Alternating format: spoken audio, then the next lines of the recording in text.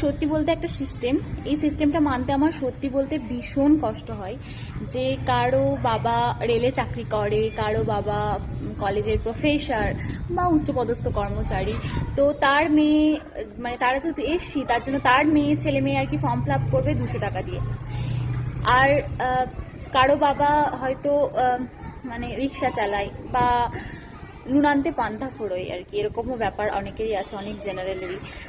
তো তাকে তার ছেলে মেয়েকে কিন্তু ফর্ম ফিল আপ করতে 2000 টাকা লাগবে।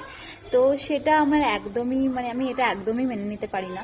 আর এটা অনেক জেনারেল এটার মানে এটা সত্যি করে এটার সম্মুখীন হয়, যেটা সত্যি করে ভীষণ ডিফিকাল্ট। তো আমি এটা একদমই মেনে নিতে পারি না, এটা গ্রহণযোগ্যই নয় আর কি। জানি না এই সিস্টেমটা আদেও কখনো অফ হবে কিনা, এই সিস্টেমে চলবে। তো যাই হোক, কিছু বলার তো নেই। বাট এটা মানে আমার পক্ষে মানে আমার ব্যক্তিগত আর কি যে এটা ঠিকঠাক নয়, মানে আমার মনে হয় চেঞ্জ করা উচিত। তোমাদের কি মনে হয় অবশ্যই কমেন্ট করে জানিও।